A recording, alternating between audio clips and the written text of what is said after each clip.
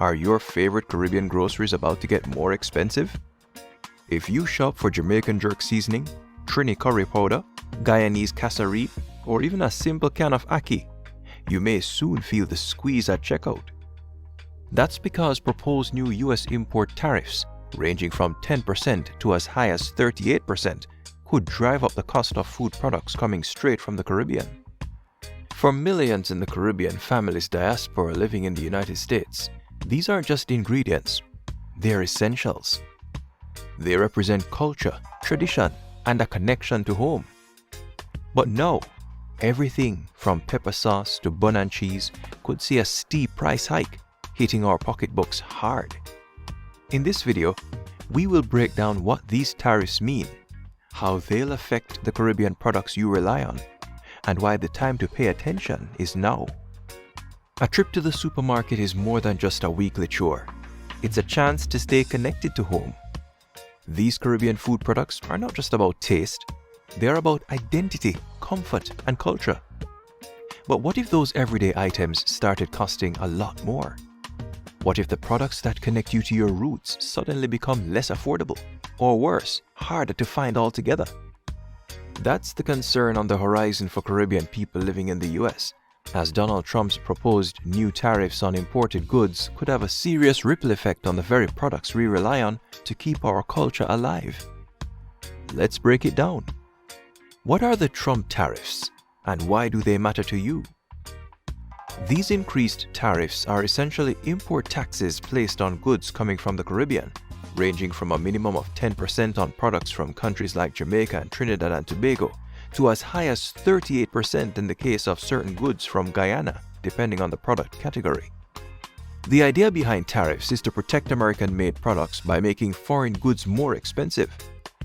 But while that may sound good for US manufacturers, it can have unintended consequences, especially for consumers who rely on products that simply aren't made in the United States. President Donald Trump has proposed a universal baseline tariff on imported goods, potentially starting at 10% or more, with even higher rates for certain categories or countries. What does that mean for the Caribbean diaspora? It means the cost of imported food items from Jamaica, Trinidad, Guyana, St. Lucia, Barbados, and other Caribbean nations could go up, potentially by a significant margin. The Caribbean exports a wide range of food products to the United States. These items are found in mainstream supermarkets like Walmart, Target, and Publix, but also in hundreds of small Caribbean and West Indian grocery stores across the country. These are just some of the products that could be impacted: canned ackee and kalaloo, jerk seasoning and marinades, curry powders and masalas, green seasoning and pepper sauces, herbal teas like cerasee, soursop, and peppermint, cassaripe, demerara sugar and condensed milk, powdered milk and food drinks, tropical fruit juices and syrups. All of these are staples. Many are considered non-negotiables in Caribbean households. If tariffs are applied to these products, the result could be a 10% to 38% increase in retail prices or more, depending on how importers and distributors respond. Let's look at some common grocery items and how price increases might affect you. A can of Grace ackee currently sells for about $8.99 in many US stores. With tariffs, it could jump to $10.50 or more. A bottle of Walkerswood jerk seasoning might rise from $4.99 to $6.25. A pack of Chief curry powder could go from $3.79 to over $5. A box of Caribbean Dreams herbal tea, currently $2.99, might cost $3.50 or higher. A large bottle of Baron hot sauce could increase from $3.99 to $5 plus. These increases may seem small individually, but they add up, especially for families who shop for multiple Caribbean items regularly. And let's not forget, small businesses that specialize in Caribbean imports could struggle too. Retailers may reduce their stock or raise prices further just to cover overhead costs. Who will feel it the most? Let's be real. These changes won't hit everyone the same way. Families on a fixed income, single parents trying to prepare traditional meals, elderly community members used to specific brands, or small restaurant owners who serve Caribbean cuisine, they will feel the pinch first. And this is more than just economics. It affects mental and emotional well-being too. When you're far from home, being able to make your favorite dish or enjoy your childhood comfort food is part of how you stay grounded. When those foods become unaffordable or inaccessible, it creates a cultural gap that's hard to fill. Check out the links in the description below to find these and other popular Caribbean products. When you shop through them, you're also supporting our channel and the work we do at Caribbean Focus. Thank you. Let's now look at which Caribbean countries will be hit hardest. Most of the products we just talked about come from Jamaica, Grace Kennedy, Walkerswood, Lasco, Caribbean Dreams, Spurtree; Trinidad and Tobago, Chief Brand, Eve Foods, Matux, Vemco; Guyana, Demerara Distillers, small-scale Cassareep exporters; St. Lucia, Baron Foods; Barbados and other OECS nations, seasonings, beverages, and baked goods. All of these countries depend heavily on exports to diaspora communities, especially in the US. Tariffs would not only affect consumers in America, but could also hurt Caribbean economies that rely on those export dollars. By the way, if you're getting value from the content, please hit the like and subscribe, as it helps us reach more people with this content. Thank you. Why are these products so important? For Caribbean people, food is never just food. It's heritage, recipes handed down from generation to generation.